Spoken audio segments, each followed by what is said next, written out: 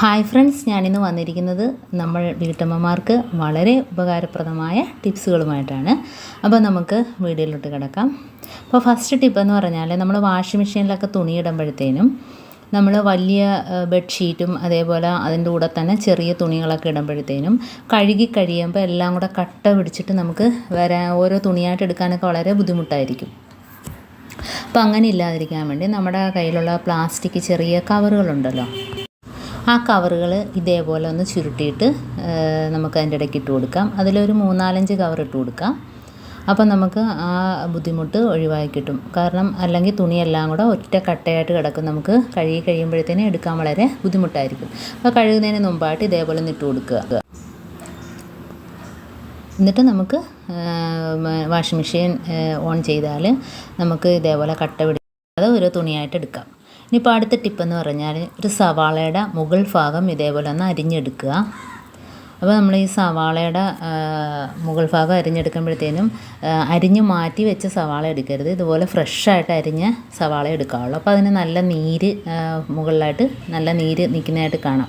അപ്പോൾ ഈ ഒരു സവാള വെച്ചാണ് നമ്മൾ സ്വിച്ച് ബോർഡ് ക്ലീൻ ആക്കുന്നത്, വേറൊരു സൊല്യൂഷനും അതിനാവശ്യമില്ല.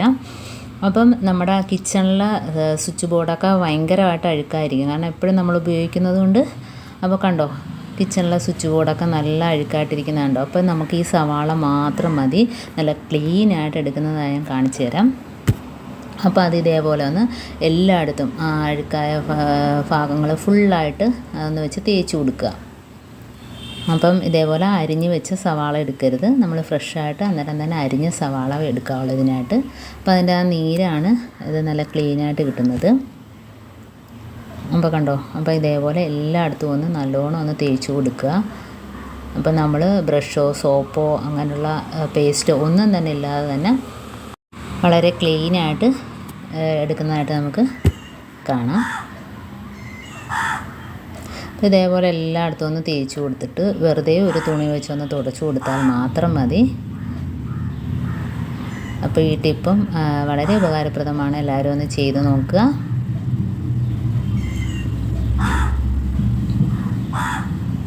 ഇപ്പം കിച്ചണിലെ സ്വിച്ച് ബോർഡാണ് ഞാൻ കാണിക്കുന്നത്, കാരണം കൂടുതലായിട്ട് അഴുക്ക് വരുന്നത് കിച്ചണിലെ സ്വിച്ച് ബോർഡാണല്ലോ. പിന്നെ ആ സ്വിച്ച് ബോർഡിന് ചുറ്റുഭാഗത്തുള്ള ആ മതിലിൻ്റെ നമ്മുടെ ഭിത്തിയിലെ അഴുക്കുണ്ടല്ലോ, അത് ക്ലീൻ ആക്കുന്നതിൻ്റെ വീഡിയോ അടുത്ത ഉടനെ ഞാൻ ഇടുന്നുണ്ട്.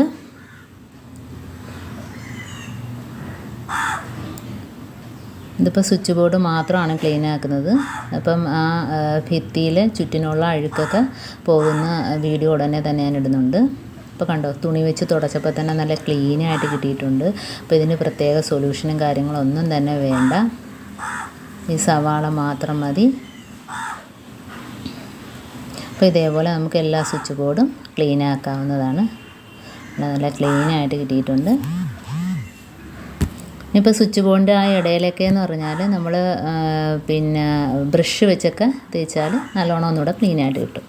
ഇപ്പോൾ അടുത്ത ടിപ്പെന്ന് പറഞ്ഞാൽ നമ്മൾ തേങ്ങയൊക്കെ സ്റ്റോർ ചെയ്ത് വെക്കുമ്പോഴത്തേനും 2 ദിവസം കഴിയുമ്പോഴത്തേനും അത് തേങ്ങ ഒരുമാതിരി അതിൻ്റെ മുകൾ ഭാഗമൊക്കെ ഒരുമാതിരി ഇഴുക്കൽ പിടിച്ച കണക്കും അതേപോലെ റോസ് കളറിലൊക്കെ വരും. അപ്പോൾ അങ്ങനെയൊന്നും ഇല്ലാതെ കേടാകാതെ ഇരിക്കണമെങ്കിൽ നമ്മൾ ഉപ്പ് കുറച്ച് എല്ലാ ഭാഗത്തും ഒന്ന് സ്പ്രെഡ് ചെയ്ത് കൊടുക്കുക. അപ്പോൾ ഉപ്പ് ഇതേപോലെ എല്ലായിടത്തും ഒന്ന് സ്പ്രെഡ് ചെയ്ത് കൊടുത്താൽ മതി. ഇപ്പോൾ നമുക്ക് തേങ്ങ സ്റ്റോർ ചെയ്ത് വെക്കാൻ പറ്റും. അപ്പോൾ നമുക്ക് തേങ്ങ ചിരവാൻ എടുക്കുമ്പം തന്നെ നല്ല ഫ്രഷായിട്ട് ഇരിക്കുകയും ചെയ്യും. അതേപോലെ നമ്മൾ ഫ്രിഡ്ജിൽ തേങ്ങ വയ്ക്കുമ്പോഴത്തേനും അടച്ച് വെക്കാൻ ശ്രദ്ധിക്കുക, അല്ലെങ്കിൽ നമ്മൾ തേങ്ങ ചിരവാൻ നേരം അത് നല്ല ഹാർഡായിട്ട് ചിരവിയെടുക്കുന്നതിന് വളരെ ബുദ്ധിമുട്ടായിരിക്കും. അപ്പോൾ അടച്ച് വെച്ചാൽ നമുക്ക് ഫ്രഷായിട്ട് തന്നെ കിട്ടും. ഇപ്പോൾ അടുത്ത ടിപ്പെന്ന് പറഞ്ഞാൽ നമ്മൾ പിന്നെ ടൂത്ത് പേസ്റ്റൊക്കെ ഉപയോഗിച്ചതിൻ്റെ ഇതേപോലെ തീരാറാകുമ്പോഴത്തേനും നമുക്ക് നെക്കിയെടുക്കാനൊക്കെ വളരെ ബുദ്ധിമുട്ടായിരിക്കും. അപ്പോൾ നമ്മുടെ കയ്യിൽ ഇതേപോലെ ഒരു ക്ലിപ്പ് ഉണ്ടായെങ്കിൽ നമ്മൾ ആ പിന്നെ അതിൻ്റെ ചെവിട് ഭാഗം ഇതേപോലെ ഒന്ന് മടക്കി കൊടുത്തിട്ട് ആ തീർന്ന ഭാഗം ഇതേപോലെ മടക്കി കൊടുത്തിട്ട് ക്ലിപ്പിട്ട് കൊടുത്താൽ മതി. അപ്പം നമുക്ക് പെട്ടെന്ന് തന്നെ പേസ്റ്റ് നെക്കിയെടുക്കാനൊക്കെ പറ്റും. അപ്പോൾ ഇങ്ങനെയൊന്ന് ചെയ്ത് നോക്കുക. ഇനിയിപ്പം അടുത്ത ടിപ്പെന്ന് പറഞ്ഞാൽ നമ്മൾ ചൂടായ ഫ്രൈ പാനാണ്, ചൂടായ നമ്മുടെ ദോശക്കല്ല്. അപ്പോൾ അതിനകത്തോട്ട് ഞാൻ ടൂത്ത് പേസ്റ്റ് ഇട്ട് കൊടുക്കുകയാണ്. അപ്പോൾ അത് ഏത് പേസ്റ്റ് ആണെങ്കിലും കുഴപ്പമില്ല, നമുക്ക് ഇതേപോലെ ഇട്ട് കൊടുത്തിട്ട് കുറച്ച് വെള്ളം ഒഴിച്ച് കൊടുക്കുക. അപ്പം ആ വെള്ളവും പേസ്റ്റും കൂടെ നല്ല രീതിയിൽ അത് മിക്സായിട്ട് നമ്മുടെ പിന്നെ ദോശക്കല്ല് നമ്മൾ ഉപയോഗിച്ചിട്ട് മാറ്റി വയ്ക്കുന്ന ദോശക്കല്ലുണ്ടല്ലോ, അതപ്പോൾ തുരുമ്പിൻ്റെയൊക്കെ വാട വരും. അപ്പോൾ അങ്ങനെയൊന്നും ഇല്ലാതിരിക്കണമെങ്കിൽ ഇങ്ങനെ ചെയ്താൽ മതി.